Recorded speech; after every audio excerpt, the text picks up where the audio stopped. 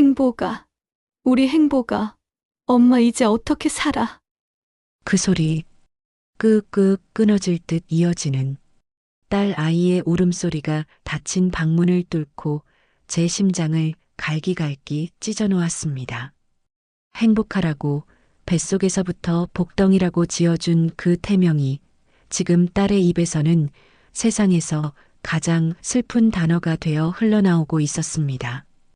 어미 가슴에 대못을 박는다는 게 바로 이런 것이겠지요. 차라리 시퍼런 칼로 제 살점을 도려내는 게 덜 아플 것만 같았습니다. 시댁에만 다녀오면 만삭의 내 딸은 저렇게 죽은 듯이 울었습니다. 금이야 오기야 키운 내 새끼, 세상에서 가장 행복한 신부가 되게 해주고 싶었는데 어쩌다 저 차가운 방문 뒤에 갇혀 태어날 아이의 이름만 부르며 울고 있는 걸까요? 제 숨이 먼저 멎을 것만 같은 그 밤, 저는 방문 손잡이조차 잡지 못했습니다. 문을 열고 들어가 무슨 일이냐고 소리치고 싶었지만 어미의 그 한마디가 되레 딸의 무너진 가슴에 더 큰 짐이 될까봐 그저 입술만 깨물며 서 있을 뿐이었습니다. 하지만 저는 그때 미처 몰랐습니다. 그 밤 딸의 울음소리가 제 남은 인생 전부를 걸어야 하는 거대한 전쟁의 서막이었음을 말입니다. 사연 시작 전에 무료로 할 수 있는 구독과 좋아요를 눌러주시면 제게 큰 힘이 됩니다. 밤새 뜬 눈으로 지새웠습니다.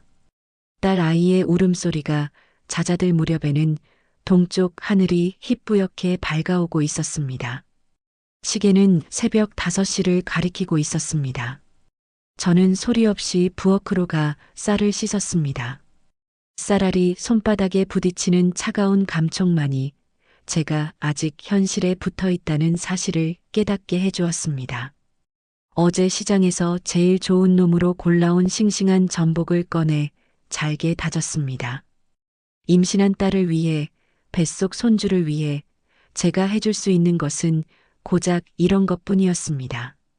고소한 참기름 냄새가 집안에 퍼질 때쯤 수민이의 방문이 조심스럽게 열렸습니다. 밤새 울어 퉁퉁 부은 눈, 핏기 하나 없는 입술, 푸석푸석한 얼굴. 제 딸의 얼굴이 아니었습니다. 29 꽃다운 나이가 무색하게, 몇 년은 더 나이 들어버린 낯선 여자가 거기 서 있었습니다. 엄마 잠 안 잤어? 목소리는 또 얼마나 잠겨 있는지. 제 가슴이 철렁 내려앉았지만 애써 웃어 보였습니다. 지금 제가 무너지면 저 아이는 기댈 곳이 없었습니다. 우리 딸하고 손주 먹일 건데 잠이 대수야? 이리 와 앉아. 엄마가 전복죽 기가 막히게 끓였어. 영양가 듬뿍 넣었으니까 우리 행복이도 좋아할 거야. 수민이는 아무 말 없이 식탁에 와 앉았습니다. 제가 정성껏 떠준 죽을 한 숟가락 입에 넣는가 싶더니 이내 숟가락을 내려놓았습니다.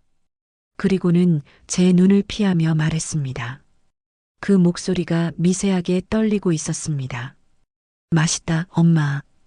근데 속이 좀 안 좋네. 나중에 먹을게. 그 순간 알았습니다. 이건 단순한 입덧이나 변덕이 아니라는 것을요.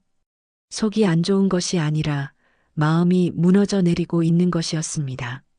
저는 수민이의 맞은편에 앉아 부드럽게 물었습니다. 일부러 더 다정하고 따뜻한 목소리를 만들려고 애썼습니다. 수민아, 시댁에서 무슨 일 있었니? 사부인이 뭘 하셔? 아니면 이 서방이 속상하게 했어? 제 물음에 수민이는 고개를 퍼뜩 들었습니다. 그러고는 마치 준비라도 한 듯 어색하게 웃으며 제 손을 잡았습니다. 그 손이 얼음장처럼 차가웠습니다. 아니야, 엄마. 정말 아무 일도 없었어. 그냥 엄마 보고 싶어서 그랬지. 임신하면 감정 기복이 심해진다잖아. 호르몬 때문인가 봐. 그 말에 피가 거꾸로 솟는 것 같았습니다. 제 딸은 지금 거짓말을 하고 있었습니다. 그것도 아주 서툰 거짓말을요. 평생을 봐온 제 새끼인데 저 표정이, 저 눈빛이 무엇을 말하는지 제가 모를 리 없었습니다. 저건 괜찮은 사람의 얼굴이 아니었습니다. 무너져 내리는 것을 간신히 버티고 있는 벼랑 끝에 선 사람의 얼굴이었습니다. 그래, 엄마 보고 싶었구나. 힘들면 언제든지 와. 여긴 언제나 내 집이니까. 아무 생각 말고 푹 쉬어. 더 캐물을 수가 없었습니다. 금방이라도 부서질 것 같은 딸 아이 앞에서 저는 그저 웃어주는 것밖에는 할 수가 없었습니다. 수민이는 제 말에 고개를 끄덕이더니 방으로 들어가겠다며 자리에서 일어났습니다. 그 무거운 배를 이끌고 돌아서는 뒷모습이 어찌나 위태로워 보이던지 저도 모르게 손을 뻗어붙잡을 뻔했습니다. 그렇게 딸이 방으로 들어가고 식탁 위에는 김이 식어버린 전복죽 2그릇만 덩그러니 남았습니다. 저는 차마 그 죽을 치우지 못하고 한참을 앉아 있었습니다. 그때였습니다. 수민이가 식탁 위에 두고 들어간 휴대폰이 짧게 울렸습니다. 저는 홀린 듯이 그 휴대폰으로 손을 뻗었습니다. 남의 것을 훔쳐보는 나쁜 어미가 되는 것 같아 망설였지만 딸의 핏기 없던 얼굴이 눈앞에 아른거렸습니다. 떨리는 손으로 화면을 켜자 잠금 화면 위로 알림 하나가 떠 있었습니다. 심장이 쿵하고 바닥으로 떨어지는 기분이었습니다. 누구에게 보낸 것일까? 저는 저도 모르게 화면을 쓸어 넘겨 잠금을 풀었습니다. 다행히 비밀번호는 걸려 있지 않았습니다. 그리고 톡 목록 가장 위에 있는 이름. 내 사랑 지훈 씨. 제 사위의 이름이었습니다. 저는 숨을 참고 대화창을 열었습니다. 가장 마지막에 수민이가 보낸 톡들이 화면 가득 펼쳐졌습니다. 지훈 씨 바빠? 톡 좀 봐줘. 무슨 일 있는 건 아니지? 걱정돼서 그래. 내가 뭐 잘못한 거 있어? 어머님 앞에서 실수한 거라도 있으면 말해줘. 내가 다 사과할게. 여보 제발 나 너무 무서워. 수십 통의 톡. 애원하고 빌고 불안에 떠는 제 딸의 목소리가 글자 하나하나에 박혀 있었습니다. 그리고 그 모든 톡들 옆에는 숫자 1이 흔적도 없이 사라져 있었습니다. 텅 비어 있는 그 공간. 그것은 그 어떤 대답보다도 더 잔인한 거절이었습니다. 사위놈은 이 모든 것을 딸의 절규를 하나도 빠짐없이 전부 읽고도 철저하게 짓밟고 무시한 것이었습니다. 손이 부들부들 떨려 휴대폰을 놓칠 뻔했습니다. 이게 대체 무슨 일인가? 세상 다정하던 내 사위가 내 딸을 이토록 철저하게 외면하고 있었다니. 결혼식장에서 제 손을 잡고 수민이를 세상에서 가장 행복한 여자로 만들어주겠다고 맹세하던 그 얼굴이 떠올랐습니다. 사람 좋게 웃으며 저희를 가족으로 맞아주던 사돈댁의 얼굴도 스쳐 지나갔습니다. 그 모든 것이 거짓이었단 말인가. 모든 조각들이 한순간에 맞춰지는 기분이었습니다. 시댁에만 다녀오면 죽을 듯이 울던 딸. 아무 일 없다며 거짓말을 하던 위태로운 표정. 그리고 이 차갑고 잔인한 침묵의 증거까지. 저는 조용히 휴대폰을 제자리에 내려놓았습니다. 그리고 굳게 닫힌 딸의 방문을 바라보았습니다. 이제 더 이상 울음소리는 들리지 않았습니다. 하지만 저는 알 수 있었습니다. 저 문 안에서 제 딸이 얼마나 깊은 절망 속에서 홀로 싸우고 있는지를. 어미는 딸의 거울이라고 했습니다. 딸이 웃으면 어미도 웃고 딸이 울면 어미의 가슴은 찢어집니다. 이제는 제가 울 차례가 아니었습니다. 제 딸을 울게 만든 그들을 피눈물을 흘리게 만들어야 했습니다. 저는 조용히 자리에서 일어났습니다. 더 이상 망설일 시간이 없었습니다. 그들이 내 딸에게 무슨 짓을 했는지 내 눈으로 직접 확인하고 내 귀로 직접 들어야만 했습니다. 그 철옹성 같은 시댁의 문턱을 넘어 그 위선적인 얼굴들 뒤에 숨겨진 진실을 반드시 내 손으로 끄집어내야만 했습니다. 평범한 친정 엄마로 살아온 제 인생은 바로 그날 끝이 났습니다. 다음 날 아침 저는 아무 일도 없었다는 듯이 웃었습니다. 차갑게 식어버린 전복죽을 다시 데우고 딸 아이가 좋아하는 장조림을 꺼내 상을 차렸습니다. 어설픈 위로는 독이라는 것을 알았기 때문입니다. 무너진 두개 섣불리 흙 한 줌 던져 넣었다가는 오히려 더 크게 터져버리는 법이니까요. 지금 제 딸에게 필요한 것은 질문이 아니라 아무것도 묻지 않는 어미의 단단한 일상이었습니다. 수민아, 밥 먹자. 어제 남긴 죽 데우니까 더 맛있다. 제 목소리는 평소와 똑같았지만 제 모든 신경은 방문 너머의 작은 소리 하나까지 잡아내기 위해 곤두서 있었습니다. 한참 만에 나온 수민이는 어제보다 더 초췌한 모습이었습니다. 밤새 한잠도 못 잔 사람처럼 눈밑이 거무죽죽했고 임신 전 입던 헐렁한 티셔츠는 금방이라도 그 마른 어깨에서 흘러내릴 것 같았습니다. 딸은 말없이 식탁에 앉아 숟가락을 들었습니다. 억지로 몇 숟갈 뜨는 모습이 안쓰러워 저는 일부러 밝은 화제를 꺼냈습니다. 어머, 이 장조림 보니까 생각나네.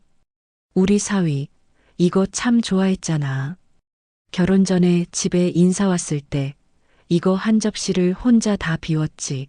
아마 제 말에 수민이의 어깨가 움찔하는 것을 저는 놓치지 않았습니다.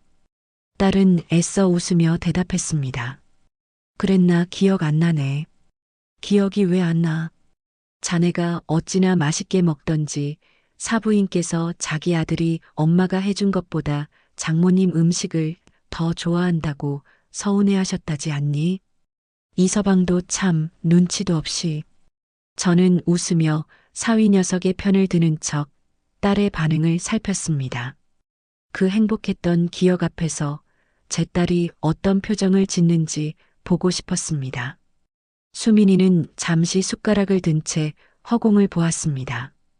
그 짧은 순간 딸의 눈빛이 절망으로 까맣게 물드는 것을 보았습니다. 하지만 그것도 잠시 수민이는 다시 억지 미소를 지어 보였습니다. 그 사람이 좀 그래. 먹는 거 앞에선 체면도 없지. 저는 더 이상 아무 말도 하지 않았습니다. 이미 답은 나왔으니까요. 제 딸은 지금 남편과의 행복했던 기억조차 고통스러워하고 있었습니다. 그 기억을 떠올리는 것만으로도 심장이 조각나는 아픔을 느끼고 있는 것이었습니다. 식사를 마친 수민이는 소파에 멍하니 앉아 창밖만 바라보았습니다.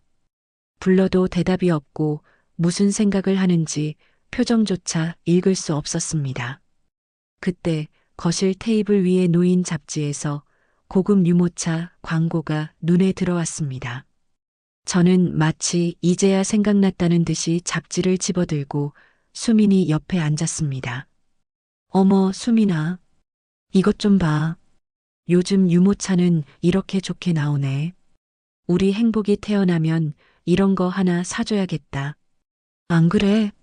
수민이는 그저 힐끗 쳐다볼 뿐이었습니다. 그 눈에는 아무런 감정도 담겨 있지 않았습니다. 곧 태어날 제 아이의 물건을 보면서도 기쁨도 설렘도 느껴지지 않는 어미라니. 저는 가슴이 미어졌지만 여기서 멈출 수 없었습니다. 이서방은 뭐래? 아들이었으면 좋겠대, 딸이었으면 좋겠대? 요즘은 다들 딸을 더 좋아한다던데. 별말 없어?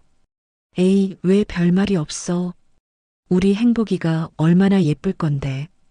이서방 닮았으면 키도 훤칠할 거고 너 닮았으면 눈이 사슴 같을 텐데. 사부인께서도 엄청 기다리시지? 사부인이라는 말에 수민이는 마치 가시에 찔린 사람처럼 몸을 떨었습니다. 그러고는 벌떡 자리에서 일어나며 말했습니다. 나 좀 피곤하네. 방에 들어가서 좀 누워야겠어. 그렇게 딸은 또다시 제게서 도망쳤습니다. 저는 싸늘하게 식어가는 잡지를 손에 든 채 굳게 닫힌 방문을 노려보았습니다. 시댁, 그리고 사위. 그 두 단어는 이제 제 딸을 무너뜨리는 망치와도 같았습니다. 이제 확신이 들었습니다. 이건 부부싸움 같은 가벼운 문제가 아니었습니다. 제 딸은 지금 혼자서는 감당할 수 없는 거대한 벽 앞에서 절망하고 있었습니다. 그리고 그 벽의 이름은 아마도 시댁과 남편일 것이었습니다. 저는 결심했습니다. 이서방에게 직접 전화를 걸어보기로. 제 예상이 맞다면 그는 제 전화 또한 피하거나 무언가 숨기는 듯한 태도를 보일 것이 분명했습니다. 저는 수화기를 들고 번호를 누르기 전 몇 번이나 심호흡을 해야 했습니다. 떨지 말자. 평소처럼 아무것도 모르는 장모처럼. 신호음은 길지 않았습니다. 네 번쯤 울렸을까 뚝 끊기는 소리와 함께 사위의 목소리가 들려왔습니다. 여보세요. 짜증이 섞인 무뚝뚝한 목소리. 목소리에는 일말의 반가움이나 예의조차 묻어있지 않았습니다. 아, 이서방. 나일세. 바쁜가? 아, 장모님. 네, 좀 바쁘네요. 무슨 일이세요? 그 건조한 말투에 심장이 차갑게 식는 것 같았지만 저는 애써 다정한 목소리를 유지했습니다. 다른 게 아니라 수민이가 친정에 와 있는데 몸이 영 안 좋아 보여서 자네가 옆에서 챙겨줘야 할 텐데 걱정이 돼서 전화했지. 수화기 너머로 잠시 침묵이 흘렀습니다. 그러고는 한숨을 쉬는 듯한 소리와 함께 믿을 수 없는 대답이 돌아왔습니다. 걔 원래 좀 유난스럽잖아요. 괜찮을 겁니다. 전 지금 회의 들어가야 해서요. 이만 끊겠습니다, 장모님. 유난스럽다니. 제 귀를 의심했습니다. 만삭의 아내가 제 새끼를 품고 있는 아내가 아프다는데 유난스럽다는 말이 남편 입에서 나올 수 있는 말인가. 분노가 머리끝까지 치밀어 오르는 것을 간신히 누르며 제가 다급하게 말했습니다. 아니, 이서방. 잠깐만. 제가 말을 채 끝내기도 전에 그는 일방적으로 전화를 끊어버렸습니다. 뚜뚜하는 차가운 신호음만이 귓가에 울렸습니다. 그런데 바로 그 순간이었습니다. 전화가 끊어지기 직전 그 짧은 찰나의 순간에 깨르르 수화기 너머 아주 희미하게 젊은 여자의 웃음소리가 들린 것 같았습니다. 저는 한동안 멍하니 수화기를 들고 서 있었습니다. 제가 잘못 들은 것일까? 회의 중이라던 놈의 옆에서 어떻게 여자의 웃음소리가 들릴 수 있단 말인가? 혹시 회사 동료일 수도 있지. 아니, 그 웃음소리는 그런 사무적인 소리가 아니었습니다. 명백히 교태가 섞인 간지러운 웃음소리였습니다. 어젯밤 제가 봤던 수십 통의 톡. 그 모든 애원을 읽고도 무시했던 그놈의 잔인함. 그리고 방금 전 제 딸을 유난스럽다고 폄하하던 그 냉정한 목소리. 마지막으로 수화기 너머에서 들려온 그 의문의 웃음소리까지 모든 것이 명확해졌습니다. 제 사위는 변했습니다. 아니, 어쩌면 처음부터 그런 인간이었을지도 모릅니다. 그리고 그 변화의 중심에는 시댁과 또 다른 여자가 있었습니다. 이제 더 이상 추측은 의미가 없었습니다. 저는 어설픈 탐정이 아니었습니다. 저는 제 딸을 지켜야 하는 어미였습니다. 어미는 자식을 위해서라면 악마도 될 수 있는 존재입니다. 저는 조용히 수화기를 내려놓았습니다. 그리고 제 방으로 들어가 컴퓨터를 켰습니다. 차가운 분노가 제 머리를 지배하기 시작했습니다. 슬픔도 억울함도 이제는 사치였습니다. 남은 것은 오직 하나, 진실을 내 손으로 잡아내는 것뿐이었습니다. 검색창에 저는 떨리지 않는 손으로 천천히 글자를 입력했습니다. 초소형 녹음기. 그날 이후 저는 웃고 이야기하고 음식을 하면서도 온전히 제정신이 아니었습니다. 제 영혼의 절반은 늘 굳게 닫힌 딸의 방문 앞에 무릎을 꿇고 있었고 나머지 절반은 차가운 결심을 다지며 서슬퍼런 칼날을 갈고 있었습니다. 평범한 엄마 김영희는 죽었습니다. 이제 저는 오직 내 새끼를 지켜야 한다는 본능만 남은 짐승, 혹은 복수의 화신이 되어가고 있었습니다. 이틀 뒤 손바닥보다 작은 택배 상자 하나가 도착했습니다. 품명란에는 USB 메모리라고 적혀 있었지만 저는 그것이 무엇인지 알고 있었습니다. 저는 딸의 눈을 피해 조용히 상자를 들고 제 방으로 들어왔습니다. 떨리는 손으로 상자를 뜯자 제 새끼손가락 한마디만 한 작고 검은 물체가 모습을 드러냈습니다. 초소형 녹음기. 이것이 제 딸을 구할 동아줄이 될지 아니면 제 심장을 꿰뚫을 비수가 될지 그때는 알 수 없었습니다. 저는 차가운 쇠붙이를 손에 쥐고 한참을 망설였습니다. 어미가 되어서 자식의 삶을 몰래 엿듣는 짓을 해야만 하는 제 자신이 끔찍하게 느껴졌습니다. 하지만 이내 고개를 저었습니다. 이것은 감시가 아니었습니다. 이것은 구조였습니다. 깊은 물에 빠져 허우적대는 아이를 구하기 위해 어미는 흙탕물에 몸을 던져야만 하는 법입니다. 설령 그 물이 더럽고 차가울지라도 그날부터 저는 녹음기를 제 옷주머니 깊숙한 곳에 넣고 다녔습니다. 마치 부적처럼 혹은 언젠가는 써야 할 비수처럼 말입니다. 그리고 기다렸습니다.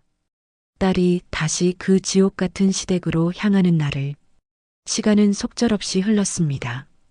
수민이는 여전히 그림자처럼 집안을 맴돌았습니다. 제가 아무리 맛있는 것을 해다 바쳐도 두어 숟갈 뜨는 둥 마는 둥 했고 밤에는 잠 못 이루고 뒤척이는 소리가 제 방문 앞까지 들려왔습니다.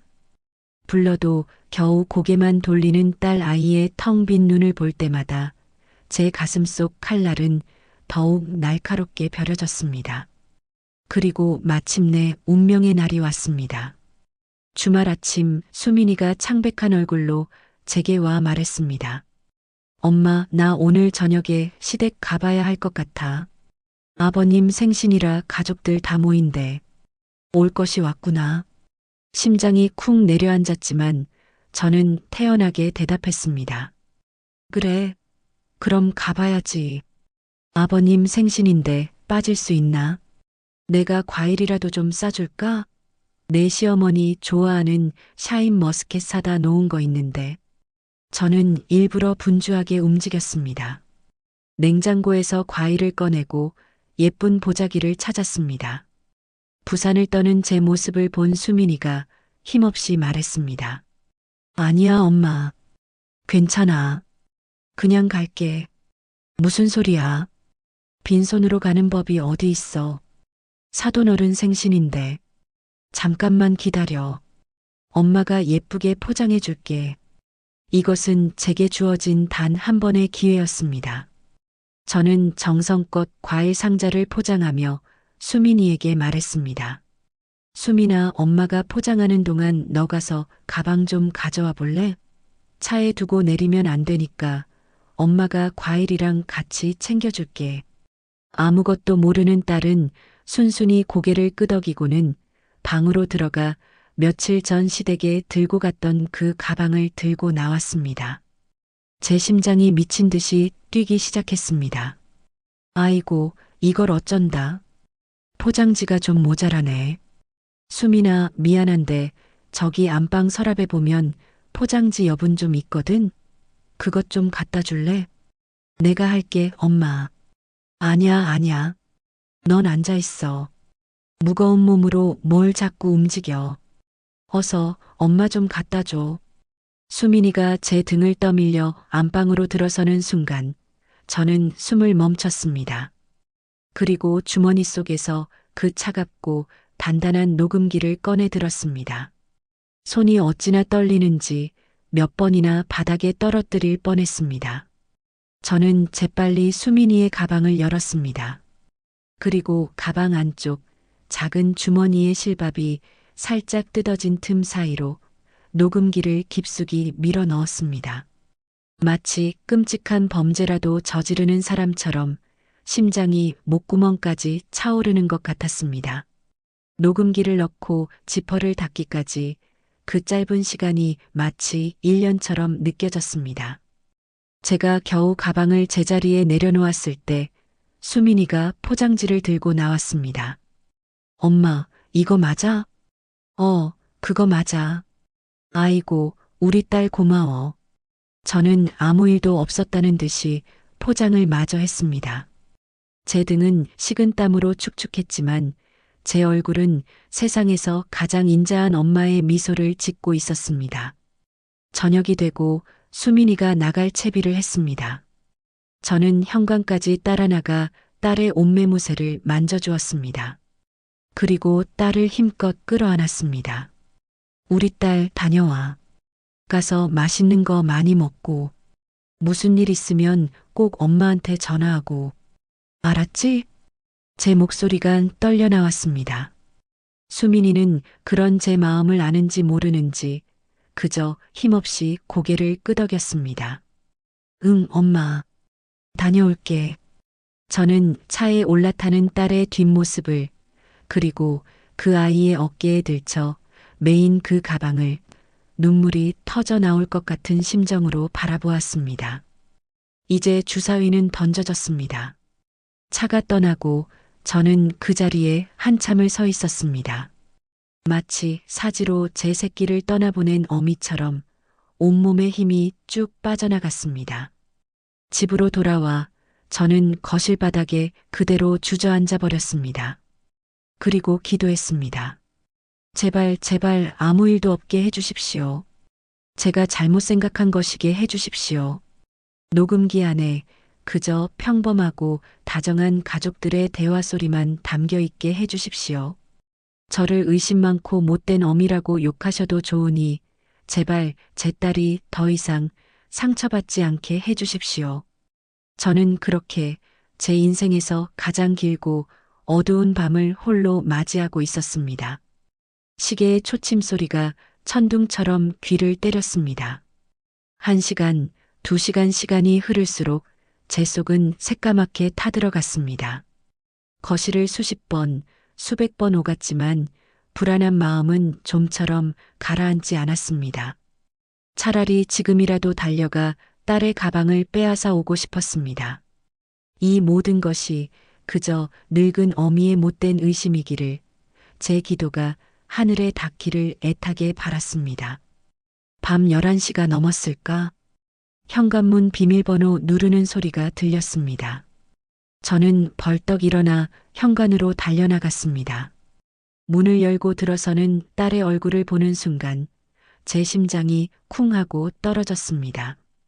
나갈 때보다 더 새하얗게 질린 얼굴, 금방이라도 쓰러질 것처럼 위태로운 걸음걸이, 그리고 무엇보다 저를 절망시킨 것은 텅 비어버린 딸의 눈동자였습니다.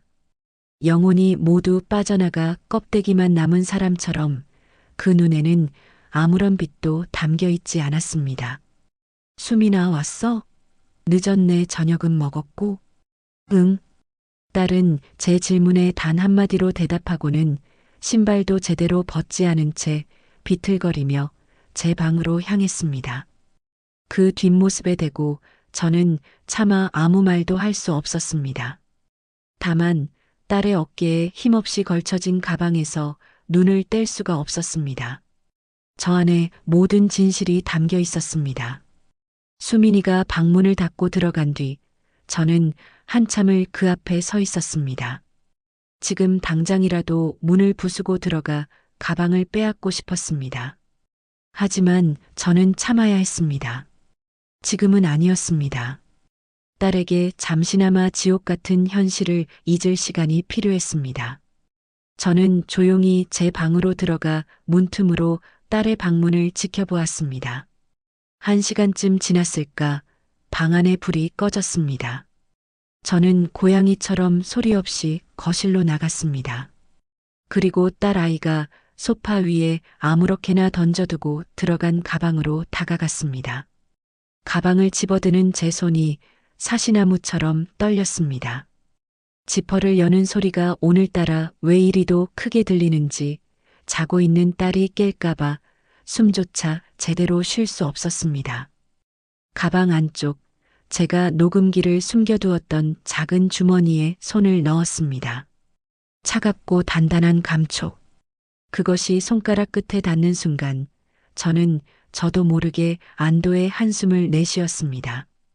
녹음기를 꺼내든 저는 마치 도둑이라도 된 것처럼 재빨리 제 방으로 돌아와 문을 잠갔습니다. 방 안에 들어와서도 저는 한참을 망설였습니다. 이 작은 기계 안에 과연 무엇이 담겨 있을까? 제발 제발 아무것도 아니어라.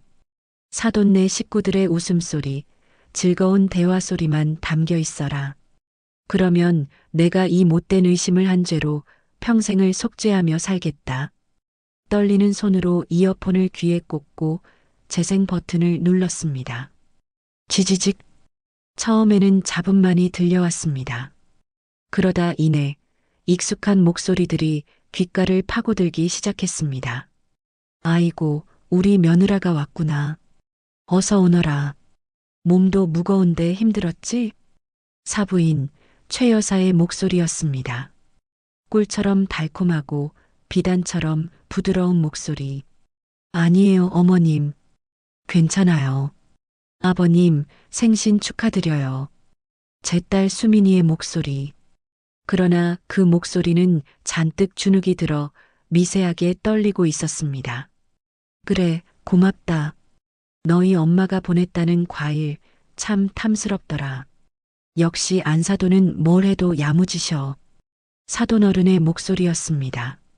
모든 것이 너무나 평범했습니다. 화기애애한 가족의 저녁 식사. 저는 저도 모르게 안도의 한숨을 내쉬며 이어폰을 빼려 했습니다. 그래, 내가 괜한 걱정을 했구나. 내가 미쳤지. 내 딸과 사위를 의심하다니. 하지만 바로 그때였습니다. 자, 그럼 식사들은 이쯤 하고 수민아, 너는 나랑 안으로 잠깐 들어가자. 할 얘기가 있으니. 최 여사의 목소리.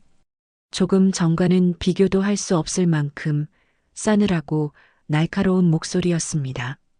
네, 어머님, 아버님하고 내 남편은 사업 얘기 좀 나누라 하고. 넌 나 따라와. 저는 마른 침을 삼켰습니다. 심장이 다시 미친 듯이 뛰기 시작했습니다. 발소리가 들리고 문이 닫히는 소리가 났습니다. 그리고 이어진 정막. 그 정막을 깨고 최 여사의 목소리가 제 고막을 찢고 들어왔습니다. 앉아라. 내가 지난번에 말했을 텐데. 아직 정리 안 한 게냐? 정리라니. 대체 무슨 정리를 말하는 것인가? 어머님, 저는 지훈 씨 없으면 못 살아요. 그리고 뱃속에 행복이도 있잖아요. 제발, 제발 이러지 마세요. 제 딸이 울며 애원하고 있었습니다. 그 처절한 목소리에 제 심장이 갈갈이 찢기는 것 같았습니다. 그깟 계집애 하나 가진 게 유세라고. 어디서 감히 내 아들 앞길을 막으려 들어. 최 여사의 목소리는 이제 비수 그 자체였습니다. 우리 지훈이 곧 JS 그룹 막내딸하고 약혼할 거다. 너 같은 넌덜머리 나는 집안하고는 비교도 안 되는 그런 대단한 집안이야. 내가 조용히 물러나줘야 우리 지훈이가 헐헐 날아오를 수 있단 말이다. 알아들어? 약혼 전은 제 귀를 의심했습니다. 머릿속이 하얗게 비어버리고 아무 생각도 할 수 없었습니다. 거짓말이시죠. 어머님, 지훈 씨가 그럴 리가 없어요. 저희 사랑해서 결혼했어요. 제발이요. 사랑? 가소로운 것. 그깟 풋사랑 나부랭이가 밥 먹여주더냐? 너 이 가방 얼마짜리인 줄은 아냐? 내가 평생 벌어도 못 살 명품이야. 내가 우리 집안에 들어와서 누리는 것들, 그게 다 어디서 나온 건지 알아? 내가 조용히 사라져주는 값으로 내가 이 집 하나는 남겨주마. 아이는 우리가 알아서 키울 테니 넌 몸만 나가면 돼.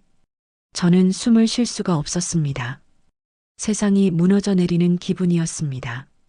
제 딸이, 제 어린 새끼가 지옥의 한복판에서 이런 모욕과 협박을 당하고 있었던 것이었습니다. 싫어요. 절대 못해요. 죽어도 지훈 씨랑 우리 행복이랑 못 떨어져요. 짝! 그 순간 날카로운 마찰음이 제 귀를 때렸습니다. 그리고 이어지는 딸의 작은 신음소리. 이게 아직도 정신을 못 차렸네. 내가 버틴다고 뭐가 달라질 것 같아?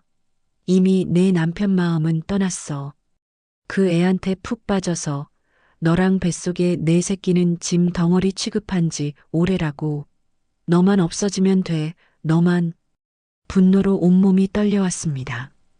저는 이어폰을 집어 던지고 당장이라도 그 집으로 달려가 그 여자의 머리채를 잡고 싶었습니다. 하지만 저는 꼼짝할 수 없었습니다. 아직 끝나지 않았기 때문입니다. 내 사위, 그놈의 목소리를 아직 듣지 못했기 때문입니다. 제발, 제발 내 사위만은 아니기를. 녹음기에서는 한동안 최 여사의 일방적인 폭언과 딸의 흐느낌만이 계속되었습니다. 그러다 다시 문이 열리는 소리가 들렸습니다. 그리고 제가 그토록 기다리고 또 두려워했던 목소리가 들려왔습니다. 어머니, 아직도 이러고 계세요? 사위, 이지훈이었습니다. 저는 저도 모르게 두 손을 모으고 기도했습니다. 제발 내 딸 편을 들어다오. 내 어미를 말리고 내 아내를 감싸 안아다오. 지훈 씨, 여보, 어머님이 나보고 이혼하래요. 당신 다른 여자랑 약혼한다는데 사실 아니지? 그렇죠? 딸의 목소리에는 마지막 희망이 신락 같은 기대가 담겨 있었습니다. 그러나 그 희망을 무참히 짓밟아버린 것은 바로 제 사위였습니다. 하수민아, 제발 좀. 엄마 말씀대로 해. 그게 너한테도, 나한테도, 우리 모두한테 좋은 길이야. 그 한마디에 제 세상은 산산조각이 나버렸습니다. 그 목소리, 세상에서 가장 다정했던 내 딸의 모든 것을 앗아간 그 위선적인 목소리가 귓가에 울리는 순간 제 안에 무언가가 툭 하고 끊어져 버렸습니다. 눈물조차 나오지 않았습니다.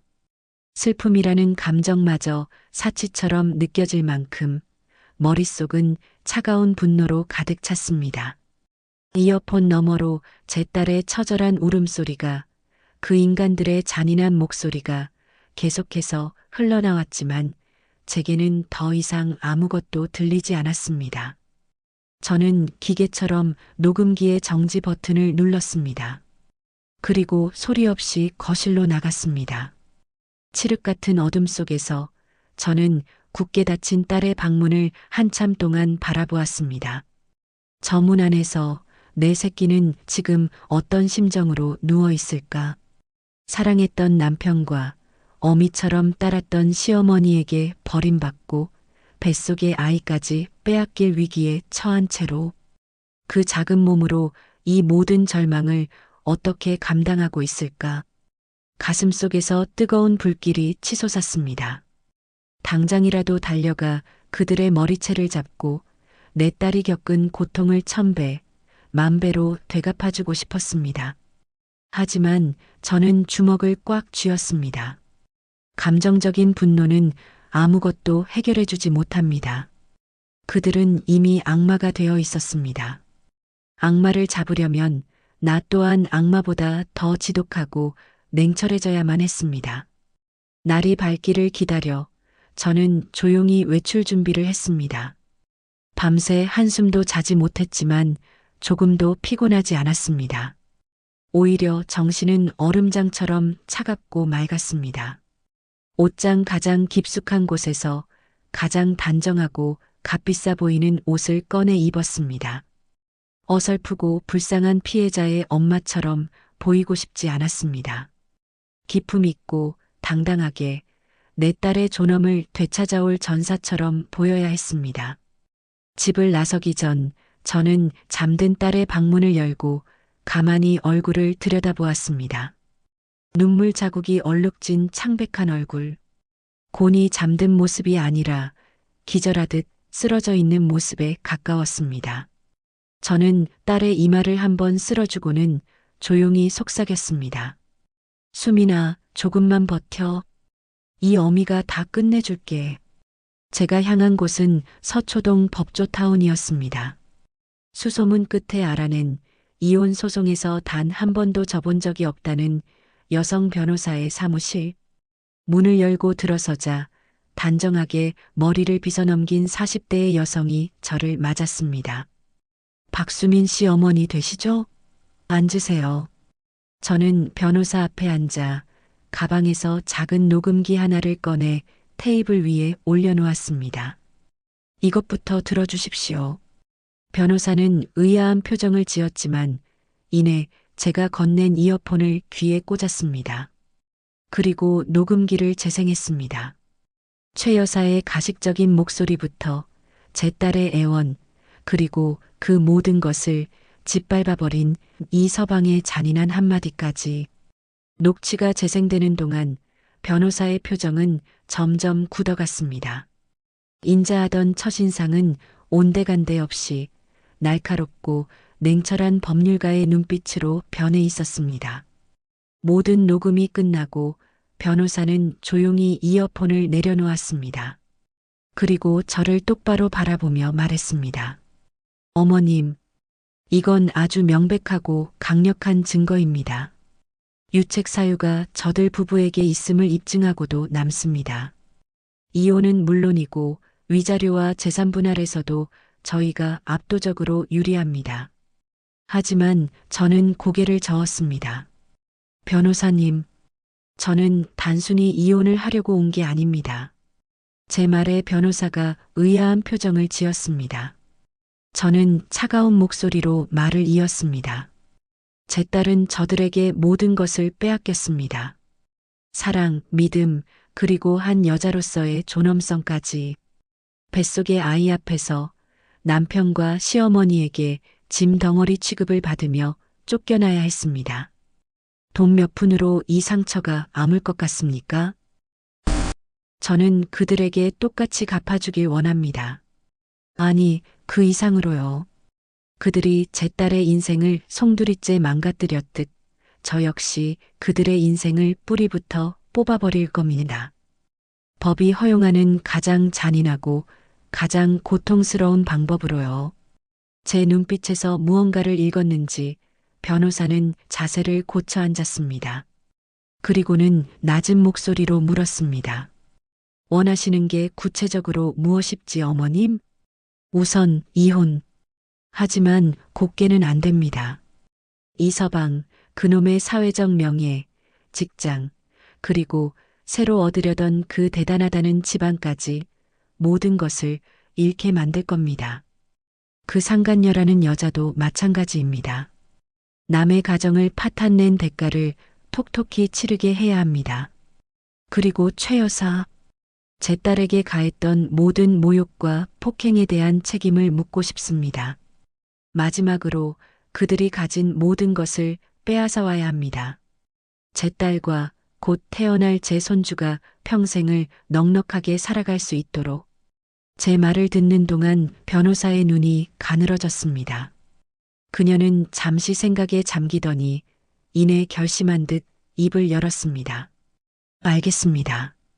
어머님의 뜻이 무엇인지 정확히 이해했습니다. 쉽지 않은 싸움이 되겠지만 불가능하지는 않습니다. 우선 몇 가지 증거를 더 확보해야 합니다. 무엇이 필요합니까? 제가 무엇을 하면 되죠? 첫째, 남편 이지훈 씨와 그 상간녀의 부정행위에 대한 구체적인 증거가 필요합니다. 두 사람이 함께 있는 사진이나 영상, 카드 사용 내역 같은 것들 말입니다. 이건 저희 쪽 협력 업체를 통해 진행할 수 있습니다. 변호사가 말한 협력 업체가 무엇을 의미하는지 저는 단번에 알아차렸습니다. 개요 단계에서 대표님과 논의했던 사설 탐정이었습니다. 둘째, 시어머니의 상습적인 폭언과 폭행에 대한 증거입니다. 오늘의 녹취는 결정적이지만 그 이전부터 지속되어 왔다는 것을 입증하면 가중 처벌을 요구할 수 있습니다. 따님의 진술이나 혹시라도 받아놓은 메시지, 병원 진료 기록 같은 것이 있다면 큰 도움이 됩니다. 셋째, 재산 문제입니다. 남편 명의의 재산을 미리 파악하고 소송 전에 빼돌리지 못하도록 가압류 신청부터 진행해야 합니다. 저희가 이지훈 씨의 모든 금융 정보와 부동산 내역을 조회하겠습니다.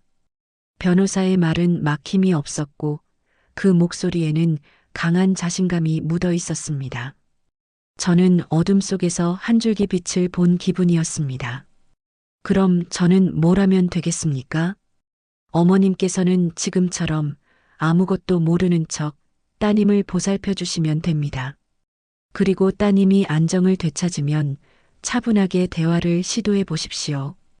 혹시라도 그동안 남편이나 시어머니에게 받았던 수모나 폭력에 대해 털어놓는다면 그 모든 것을 기록해 주십시오. 가장 중요한 것은 이 모든 계획을 따님은 물론이고 그 누구에게도 발설해서는 안 된다는 겁니다. 상대가 눈치채는 순간 모든 것이 수포로 돌아갈 수 있습니다. 저는 굳게 고개를 끄덕였습니다. 이제 전쟁의 밑그림이 그려졌습니다. 저는 더 이상 슬퍼하는 피해자의 엄마가 아니었습니다. 저는 복수라는 거대한 작전을 지휘하는 사령관이었습니다. 사무실을 나서자 차가운 가을바람이 얼굴을 스쳤습니다. 하지만 저는 조금도 춥지 않았습니다. 오히려 제 심장은 복수라는 뜨거운 불길로 활활 타오르고 있었습니다. 저는 휴대폰을 꺼내 단호한 목소리로 변호사가 알려준 번호를 눌렀습니다. 네, 사설탐정 사무소입니다. 소개받고 연락드렸습니다. 제 사위와 한 여자의 뒤를 밟아주십시오. 그날 이후 제 시간은 두 갈래로 나뉘어 흘렀습니다. 하나는 딸 아이 앞에서 아무것도 모르는 평범한 엄마로 살아가는 시간, 그리고 다른 하나는 어둠 속에서 보이지 않는 칼을 가는 복수의 설계자로 살아가는 시간이었습니다. 저는 낮에는 수민이에게 웃어주며 과일을 깎고 베네쩌고리를 구경하며 태어날 손주에 대한 기대를 나누었습니다. 하지만 해가 지고 딸이 잠들면 저는 차가운 이성을 가진 전사로 돌변했습니다. 사설탐정과의 만남은 신속하고 은밀하게 이루어졌습니다. 번화가의 시끄러운 카페 구석자리에서 만난 그는 평범한 중년 신사처럼 보였지만 그 눈빛만은 날카롭게 빛나고 있었습니다. 저는 군더더기 없이 제가 가진 모든 것을 그에게 털어놓았습니다. 녹취 파일의 사본과 함께 이서방과 시댁 식구들의 이름, 주소, 그리고 제가 아는 모든 정보를 넘겼습니다. 이지훈 상무와 그 주변에 나타난 젊은 여자를 주시해 주십시오. 두 사람이 만나는 모든 순간을 사진이든 영상이든 좋습니다. 모든 것을 기록해 주십시오. 그리고 그 여자가 누구인지, 집안은 어떤지 모든 것을 알아봐 주십시오. 탐정은 말없이 제 이야기를 듣고는 낮은 목소리로 말했습니다. 알겠습니다, 사모님. 일주일의 시간을 주십시오. 결과물로 말씀드리겠습니다. 그 일주일은 제 인생에서 가장 길고도 짧은 시간이었습니다. 저는 매일 밤 탐정에게서 연락이 오기를 기다리며 잠 못 이루었습니다. 한편으로는 그들의 추악한 행적이 드러나기를 바라면서도 다른 한편으로는 제발 아무것도 나오지 않기를, 이 모든 것이 제 끔찍한 오해이기를 바라는 모순된 마음이 저를 괴롭혔습니다. 수민이는 여전히 그림자처럼 지냈지만 제가 곁에서 살뜰히 챙긴 덕분인지 조금씩 기력을 찾아가는 듯 보였습니다. 억지로라도 밥을 몇 숟갈 더 떴고 가끔은 텔레비전을 보며 희미하게 웃기도 했습니다. 그 모습을 볼 때마다 제 가슴은 미어졌습니다. 저 아이는 아직 아무것도 모르는데 자신이 믿었던 세상이 얼마나 철저하게 자신을 배신했는지 알게 되면 과연 버텨낼 수 있을까? 하지만 저는 독하게 마음을 먹었습니다.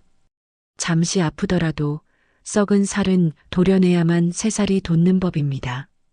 그리고 정확히 일주일 뒤 약속된 시간에 탐정에게서 연락이 왔습니다. 결과물이 나왔습니다. 내일 오전 지난번 그곳에서 뵙겠습니다.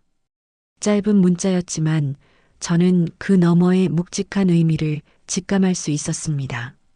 다음 날 저는 다시 그 카페로 향했습니다. 탐정은 말없이 노란 서류 봉투 하나를 제 앞에 내밀었습니다. 제 손이 미세하게 떨려왔습니다. 판도라의 상자를 여는 심정으로 저는 봉투를 열었습니다. 가장 먼저 눈에 들어온 것은 수십 장의 사진들이었습니다. 첫 번째 사진. 고급 호텔의 발레 파킹 존 앞에서 제 사위 이지훈이 낯선 여자를 위해 차 문을 열어주고 있었습니다. 그 여자는 환하게 웃으며 이서방의 팔짱을 끼고 있었습니다. 두 번째 사진. 한강이 보이는 고급 레스토랑 창가 자리에서 두 사람이 와인잔을 부딪히며 서로를 사랑스럽게 바라보고 있었습니다. 이서방의 눈빛은 제 딸 수민이를 바라보던 그 눈빛과 똑같았습니다. 아니, 그보다 더 깊고 뜨거워 보였습니다. 세 번째 사진. 백화점 명품관에서 이서방이 그 여자에게 목걸이를 걸어주고 있었습니다. 그 여자는 거울에 비친 제 모습을 보며 행복한 미소를 감추지 못했고 이서방은 그런 그녀의 어깨를 감싸 안고 있었습니다. 사진을 넘길수록 제 숨이 가빠왔습니다. 그들은 연인이었습니다. 누가 보아도 의심의 여지가 없는 사랑에 빠진 연인. 만삭의 아내를 친정에 보내놓고 남편이라는 작자는 다른 여자와 희희낙낙하며 미래를 즐기고 있었던 것입니다. 저는 마지막 사진을 보고 결국 터져 나오려는 헛웃음을 참아야 했습니다. 그들이 들어간 곳은 시내의 한 고급 오피스텔이었습니다. 그리고 다음 날 아침이 되어서야 다른 옷차림으로 나오는 모습까지 모든 것이 명백했습니다. 저는 떨리는 손으로 사진들을 내려놓고 서류 뭉치로 눈을 돌렸습니다. 그곳에는 탐정이 조사한 상간녀의 신상이 빼곡하게 적혀 있었습니다. 한유라, 만 28살, JS그룹 한병준 회장의 외동딸, 현재 JS그룹 기획실 팀장으로 재직 중. 녹취록에 나왔던 그 JS그룹이 맞았습니다. 모든 퍼즐 조각이 맞춰졌습니다. 이서방과 최 여사는 더 큰 부와 명예를 위해 제 딸과 뱃속의 손주를 버리기로 작정한 것이었습니다. 서류에는 한유라라는 여자의 개인 SNS 주소까지 적혀 있었습니다. 그날 밤 저는 딸이 잠든 것을 확인하고 컴퓨터 앞에 앉았습니다. 그리고 그 여자의 SNS에 들어갔습니다. 그곳은 온갖 명품과 화려한 파티, 값비싼 음식들로 가득한 과시의 공간이었습니다. 그리고 제 눈을 멈추게 한 게시물 하나. 나의 소울메이트, 제이와 함께, 디데이백 이라는 글과 함께 모자이크 처리된 남자와 다정하게 찍은 사진이 올라와 있었습니다. 그리고 그 남자가 차고 있는 시계. 제가 수민이와 함께 결혼기념일 선물로 이서방에게 사주었던 바로 그 시계였습니다. 디데이백은 아마도 그들의 약혼식까지 남은 날짜일 터였습니다. 제 딸이 뱃속에 아이를 낳을 날과 비슷한 시기. 그들은 제 딸이 아이를 낳는 동안 자신들의 화려한 미래를 축하할 준비를 하고 있었던 겁니다. 저는 조용히 컴퓨터를 껐습니다. 더 이상 확인할 것은 없었습니다. 모든 증거는 제 손에 들어왔습니다. 그들의 더럽고 추악한 비밀이 담긴 사진들, 녹취 파일, 그리고 이 모든 것을 증명해 줄 서류까지. 이제 남은 것은 복수뿐이었습니다. 저는 서류 봉투를 가슴에 품고 조용히 베란다로 나갔습니다. 차가운 밤 공기가 폐부 깊숙이 스며들었습니다. 저 멀리 도시의 불빛들이 아득하게 빛나고 있었습니다. 저 수많은 불빛 아래 제 사위 놈과 그 여자는 지금쯤 달콤한 꿈을 꾸고 있겠지요. 자신들의 발밑이 무너져 내리고 있는 줄도 모른 채 저는 굳게 결심했습니다. 단순히 이혼 소송에서 이기는 것으로는 부족했습니다. 그들이 제 딸에게 주었던 절망과 수치심을 고스란히 돌려주어야만 했습니다. 이서방, 그놈이 그토록 원했던 사회적 성공과 명예를 한순간에 잿더미로 만들고 그 잘난 JS 그룹의 외동딸이라는 한유라에게는 상간녀라는 지울 수 없는 주홍 글씨를 새겨줄 것이었습니다. 그리고 그 모든 것을 조종한 악마, 최 여사에게는 아들의 몰락을 제 눈으로 똑똑히 지켜보게 하는 가장 큰 고통을 안겨줄 것이었습니다. 폭풍전야. 이제 곧 제가 만든 거대한 폭풍이 그들을 덮칠 것이었습니다. 저는 그저 가장 효과적인 시기와 방법을 고르기만 하면 되었습니다. 제 손에 들린 이 증거들은 이제 그들의 숨통을 끊어놓을 날카로운 비수가 될 것이었습니다. 이제 시작해볼까?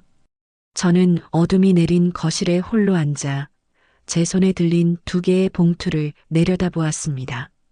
하나는 제 사위, 이지훈이 다니는 대기업의 감사팀으로 향할 것이었고, 다른 하나는 JS 그룹 한병준 회장의 자택으로 배달될 것이었습니다. 그 안에는 그들의 아들과 딸이 벌인 추악한 행각이 고스란히 담겨 있었습니다. 이혼 소장을 보내기 전에 저는 그들이 가장 소중하게 여기는 것들, 바로 사회적 체면과 명예부터 무너뜨리기로 결심했습니다. 법의 심판은 그 다음이었습니다. 변호사와 탐정은 말렸습니다. 섣불리 증거를 노출하면 상대가 대비할 시간을 주게 되어 소송에 불리해질 수 있다고 했습니다. 하지만 저는 그들의 조언을 따르지 않았습니다. 저는 단순히 소송에서 이기고 싶었던 게 아니었으니까요. 저는 그들이 쌓아 올린 위선의 성이 가장 밑바닥부터 처참하게 무너져 내리는 것을 보고 싶었습니다. 제 딸이 겪었던 절망과 수치심을 그들도 똑같이 느끼게 해주고 싶었습니다. 다음 날 아침 저는 아무도 모르게 우체국으로 향했습니다. 2개의 익명 등기 우편. 제 손을 떠난 그 봉투들이 어떤 태풍을 몰고 올지 저는 정확히 알고 있었습니다. 집으로 돌아온 저는 아무 일도 없었다는 듯 딸을 위해 점심을 준비했습니다. 수민이는 며칠 전보다 한결 편안해진 얼굴로 말했습니다. 엄마, 나 어제는 꿈도 안 꾸고 푹 잤어. 엄마 밥 먹어서 그런가 봐. 저는 웃으며 딸의 머리를 쓰다듬어 주었습니다. 그럼 엄마가 있는데 무슨 걱정이야. 우리 행복이도 좋은지 뱃속에서 춤을 추네. 제 손길 아래 딸의 배가 부드럽게 움직였습니다. 저는 이 작은 생명과 제 모든 것인 딸을 지키기 위해서라면 악마와도 기꺼이 손을 잡을 수 있었습니다. 그리고 이틀 뒤 첫 번째 소식이 들려왔습니다. 변호사에게서 온 전화였습니다. 어머님, 지금 난리가 났습니다. 이지훈 상무, 오늘부로 대기 발령 조치 내려졌다고 합니다. 회사 내부 감사팀에서 긴급 조사가 시작됐고 법인카드 유용 및 품위유지 의무 위반 혐의라고 합니다. 저는 담담하게 대답했습니다. 그렇습니까? 아무래도 어머님께서 보내신 자료가 결정적인 역할을 한 것 같습니다. 사내에서는 이미 불륜 사실이 파다하게 퍼졌고 상대가 JS 그룹 딸이라는 것까지 알려져서 뒤집어졌다고 합니다. 저는 조용히 전화를 끊었습니다. 이것은 시작에 불과했습니다. 이서방, 그놈은 이제 추락할 일만 남았습니다. 그가 그토록 중요하게 여겼던 회사에서의 성공과 평판은 오늘부로 끝이 난 것입니다. 진짜 폭풍은 그날 저녁에 터졌습니다. 저녁 뉴스를 보고 있던 제 휴대폰이 불이 나도록 울리기 시작했습니다. 발신인은 뜻밖에도 그동안 제 전화를 피하기만 했던 최 여사였습니다. 저는 일부러 받지 않았습니다. 애가 달아 미쳐버릴 때까지 저는 그녀를 철저히 외면할 작정이었습니다. 계속되는 전화벨 소리에 수민이가 불안한 얼굴로 물었습니다. 엄마, 누구야? 왜 전화 안 받아? 스팸 전화인가 보지. 신경 쓰지 마. 제가 그렇게 말하는 순간 TV 화면에 익숙한 얼굴이 등장했습니다. JS그룹의 한병준 회장이었습니다. 그는 기자들 앞에서 허리를 90도로 숙이며 대국민 사과를 하고 있었습니다. 저의 딸이 일으킨 불미스러운 일로 심려를 끼쳐드려 대단히 죄송합니다. 모든 것이 자식을 제대로 가르치지 못한 제 불찰입니다. 진행 중이던 이지훈 상무와의 혼사는 없던 일로 할 것이며 저희 딸은 현재 모든 직위에서 물러나 자숙의 시간을 가질 것입니다. 수민이가 멍한 얼굴로 저를 바라보았습니다. 엄마 저게 무슨 소리야? 지훈 씨랑 저 여자랑? 저는 말없이 딸의 손을 잡아주었습니다. 이제는 말해주어야 할 때가 왔습니다. 제가 조용히 TV를 끄자 마침내 포기하지 않은 최 여사에게서 문자 메시지가 도착했습니다. 아가, 아니 사부인. 제발 전화 좀 받으세요. 이게 대체 어떻게 된 일입니까? 우리가 다 잘못했습니다. 제발 만나서 얘기 좀 합시다. 그 문자를 보는 순간 저는 비릿한 미소를 지을 수밖에 없었습니다. 불과 며칠 전 제 딸에게 극각 계집애라며 뺨을 올려붙이고 짐 덩어리 취급을 하던 그 여자가 이제는 제게 사부인이라며 매달리고 있었습니다.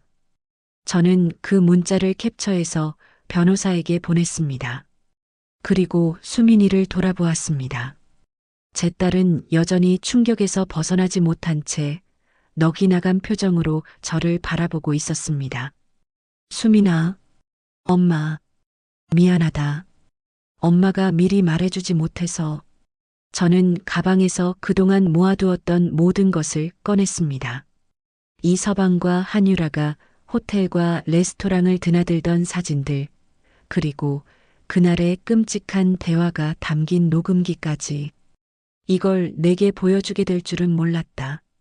하지만 이제는 내가 알아야 해. 그리고 내 스스로 선택해야 한다. 저들을 용서할 것인지 아니면 내 인생에서 완전히 도려낼 것인지. 수민이는 떨리는 손으로 사진들을 한 장 한 장 넘겨보았습니다. 사진을 볼 때마다 딸의 얼굴은 하얗게 질려갔습니다. 그리고 제가 건넨 이어폰을 귀에 꽂고 녹음된 내용을 들었을 때 딸의 눈에서는 참았던 눈물이 폭포수처럼 쏟아져 내렸습니다. 하지만 그 눈물은 예전의 슬픔과 절망의 눈물이 아니었습니다. 그것은 배신감에 대한 분노와 스스로에 대한 연민이 뒤섞인 차가운 눈물이었습니다. 한참을 울던 수민이가 이어폰을 빼고 저를 보았습니다. 그 눈빛은 더 이상 예전의 여리고 약한 제 딸의 것이 아니었습니다. 엄마나 저 사람들 절대 용서 못해. 그 한마디면 충분했습니다. 저는 딸을 말없이 안아주었습니다. 다음 날 변호사를 통해 이혼 소장과 함께 이지훈을 상대로 한 위자료 청구 소송, 한유라를 상대로 한 상간녀 위자료 청구 소송, 그리고 최 여사를 상대로 한 접근금지 가처분 신청 및 폭행, 협박에 대한 고소장이 동시에 접수되었습니다. 이제 진짜 전쟁이 시작된 것이었습니다. 사회적인 매장으로 끝낼 생각은 처음부터 없었습니다. 그것은 그저 법이라는 가장 강력하고 차가운 칼로 그들의 숨통을 끊기 전에 그들의 팔다리를 먼저 잘라낸 것에 불과했습니다. 저는 이제 그들이 가진 마지막 한 조각까지 빼앗아 올 것이었습니다. 법정의 공기는 차갑고 건조했습니다.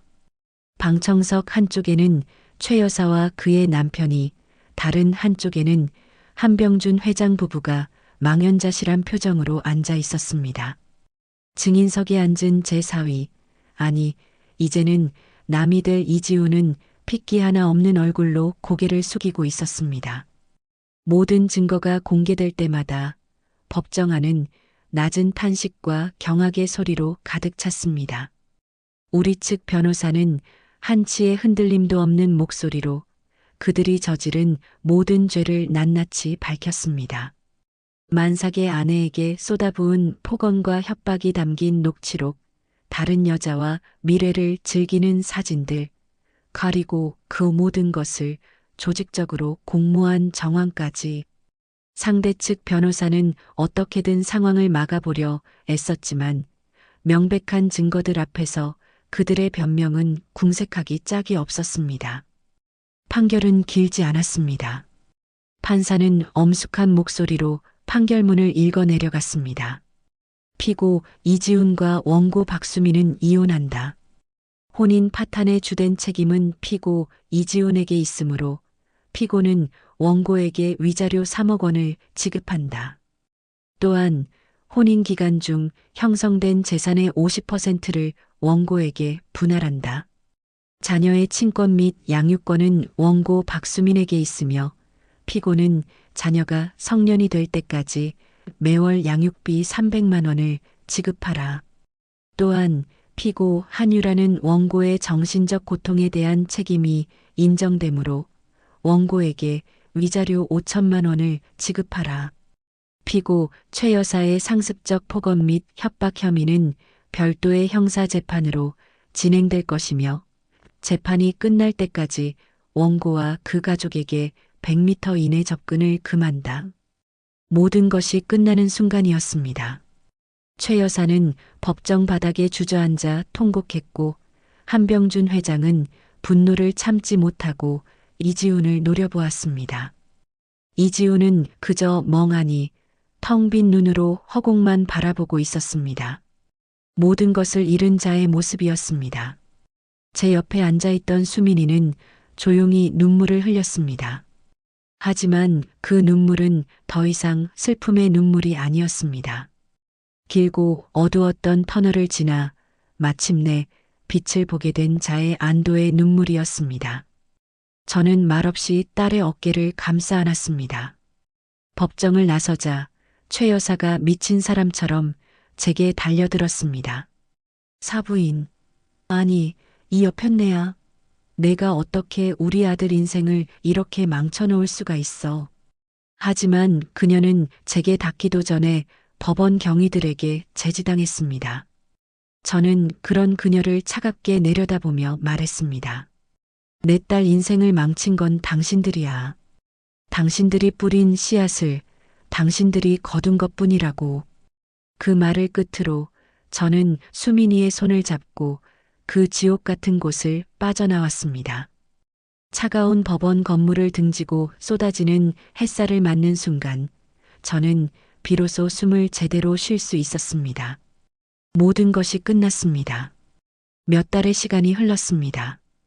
그동안 세상은 참 많이 변해 있었습니다. 이지우는 회사에서 완전히 쫓겨났고 막대한 위자료와 재산분할금 때문에 집까지 팔아 길거리에 나앉았다는 소식이 들려왔습니다. 한병준 회장은 딸의 스캔들을 막지 못한 책임을 지고 경영 일선에서 물러났고 한유라는 국민 상간녀라는 꼬리표를 단체 해외로 도피했다고 했습니다. 그리고 최 여사는 결국 상습 협박 및 폭행 혐의로 징역형을 선고받고 교도소에 수감되었습니다. 그들의 소식을 들을 때마다 제 마음속에는 어떠한 동정심도 일지 않았습니다. 그저 인과응보, 사필귀정이라는 낡은 말이 틀리지 않았음을 실감할 뿐이었습니다. 그리고 마침내 저희에게도 새로운 시작이 찾아왔습니다. 맑고 화창한 봄날, 수민이가 건강한 딸아이를 낳았습니다. 핏덩이 같은 작은 생명이 제 품에 안기는 순간 저는 그동안 억눌러왔던 모든 감정이 한꺼번에 터져 나오는 것을 느꼈습니다. 아가, 우리 아가 할미한테 와줘서 고마워. 수민이는 그런 저를 보며 환하게 웃었습니다. 그 얼굴은 더 이상 과거의 상처와 그늘을 찾아볼 수 없는 세상에서 가장 행복한 엄마의 얼굴이었습니다. 수민이는 아이를 사랑스럽게 내려다보며 말했습니다. 엄마, 얘 이름은 세봄이라고 지었어. 세봄이처럼 우리도 이제 새롭게 시작하는 거야. 행복이라는 이름에 갇혀 울던 내 딸이 이제는 스스로 세봄이라는 희망을 찾아낸 것이었습니다. 저는 창밖을 보았습니다. 앙상했던 나뭇가지에 파릇파릇한 새싹이 돋아나고 있었습니다. 길고 혹독했던 겨울이 지나고 마침내 저희에게도 따스한 봄이 찾아온 것이었습니다. 그날 밤 저는 곤히 잠든 딸과 손녀의 얼굴을 한참 동안 들여다보았습니다. 그동안의 일들이 꿈처럼 스쳐 지나갔습니다. 딸의 눈물, 녹음기 속의 잔인한 목소리, 차가운 법정의 공기, 그 모든 것을 겪고 나서야 저는 비로소 깨달았습니다. 진정한 복수는 그들을 파멸시키는 것이 아니라 우리가 그들 없이도 완벽하게 행복해지는 것이라는 것을. 찢어졌던 편지는 다시 붙지 않았습니다. 깨진 거울은 원래대로 돌아오지 않습니다. 하지만 우리는 그 조각들을 버리지 않고 그 위에 새로운 그림을 그려나갈 것입니다. 더 단단하고 더 눈부신 그림을. 여러분이라면 그 지옥 같았던 순간에 어떤 선택을 하셨을까요? 저처럼 독한 어미가 될 수 있었을까요? 저는 아직도 가끔 제 자신이 무섭습니다. 하지만 단 하나 후회하지 않는 것이 있다면 그것은 내 딸의 손을 놓지 않았다는 것입니다. 그것이 바로 세상 모든 엄마들의 이름으로 살아가는 이유일 테니까요. 오늘 이야기는 한 사람의 그릇된 욕심과 배신이 한 가정을 어디까지 무너뜨릴 수 있는지, 그리고 그 절망 속에서 피어난 용서와 사랑이 어떻게 우리를 다시 살게 하는지 보여주고 있습니다. 인생에는 되돌리고 싶은 순간들이 누구에게나 있기 마련입니다. 오늘 이야기 속 인물들처럼 돌이킬 수 없는 잘못을 저질렀을 수도 있고, 혹은 배신감에 대한 분노로 잠 못 이루는 밤을 보내고 있을지도 모릅니다. 하지만 중요한 것은 그 과거에 매여 있는 것이 아니라 그 아픔을 딛고 우리가 앞으로 어떤 선택을 하느냐입니다. 과거는 바꿀 수 없지만 우리의 내일은 바로 오늘의 선택에 달려 있으니까요. 어쩌면 지금 여러분 곁에도 차마 입을 떼지 못하고 용서를 구하는 사람이 있을지도 모릅니다. 혹은 여러분 자신이 누군가를 용서하지 못해 스스로를 괴롭히고 있을 수도 있겠죠. 오늘 저와 제 딸의 이야기가 여러분의 마음에 작은 위로와 함께 한 걸음 나아갈 용기가 되었기를 진심으로 바랍니다. 앞으로도 여러분의 억울한 마음은 풀어드리고 따뜻한 마음은 채워드리는 다양한 이야기로 찾아뵙겠습니다. 여러분의 하루가 따뜻한 위로로 가득하기를 바라며 채널 구독과 좋아요 버튼도 잊지 말고 꼭 부탁드립니다.